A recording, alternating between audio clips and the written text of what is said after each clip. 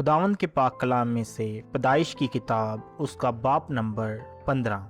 ان باتوں کے بعد خداوند کا کلام رویا میں ابراہیم پر نازل ہوا اور اس نے فرمایا، اے ابراہیم تو مت ڈر، میں تیری سپر اور تیرا بہت بڑا اجر ہوں۔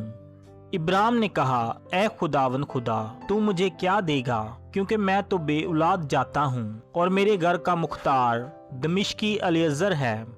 پھر ابراہیم نے کہا، دیکھ تو نے مجھے کوئی اولاد نہیں دی، اور دیکھ میرا خانہ زاد میرا وارث ہوگا۔ تب خداوند کا کلام اس پر نازل ہوا اور اس نے فرمایا، یہ تیرا وارث نہ ہوگا، بلکہ وہ جو تیرے صلب سے پیدا ہوگا وہی تیرا وارث ہوگا۔ اور وہ اس کو باہر لے گیا اور کہا کہ اب آسمان کی طرف نگاہ کر، اور اگر تو ستاروں کو گن سکتا ہے تو گن۔ اور اس نے کہا کہ تیری اولاد ایسی ہی ہوگی۔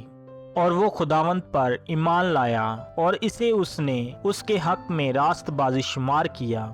اور اس نے اس سے کہا کہ میں خداوند ہوں جو تجھے کسدیوں کے اور سے نکال لایا کہ تجھ کو یہ ملک میراث میں دوں۔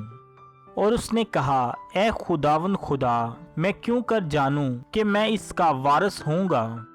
اس نے اس سے کہا کہ میرے لیے 3 برس کی ایک بچیا اور 3 برس کی ایک بکری اور 3 برس کا ایک مینڈا اور ایک کمری اور ایک کبوتر کا بچہ لے۔ اس نے ان سبوں کو لیا اور ان کو بیچ سے 2 ٹکڑے کیا اور ہر ٹکڑے کو اس کے ساتھ کے دوسرے ٹکڑے کے مقابل رکھا، مگر پرندوں کے ٹکڑے نہ کیے۔ تب شکاری پرندے ان ٹکڑوں پر جپنے لگے، پر ابراہیم ان کو ہنکاتا رہا۔ سورج ڈوبتے وقت ابراہیم پر گہری نیند غالب ہوئی، اور دیکھو ایک بڑی ہولناک تاریکی اس پر چھا گئی۔ اور اس نے ابراہیم سے کہا، یقین جان کے تیری نسل کے لوگ ایسے ملک میں جو ان کا نہیں پردیسی ہوں گے، اور وہاں کے لوگوں کی غلامی کریں گے، اور وہ 400 برس تک ان کو دکھ دیں گے۔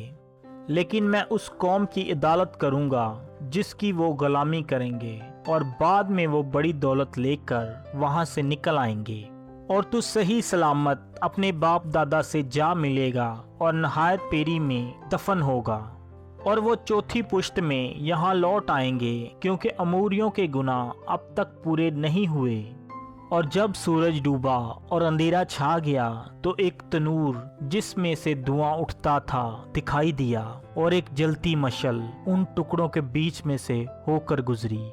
اسی روز خداوند نے ابراہیم سے عہد کیا اور فرمایا کہ یہ ملک دریائے مصر سے لے کر اس بڑے دریا یعنی دریائے فرات تک، کینیوں اور کنیزیوں اور قدمونیوں اور ہتیوں اور فرزیوں اور رفائیم اور اموریوں اور کنانیوں اور جرجاسیوں اور یبوسیوں سمیت میں نے تیری نسل کو دیا ہے۔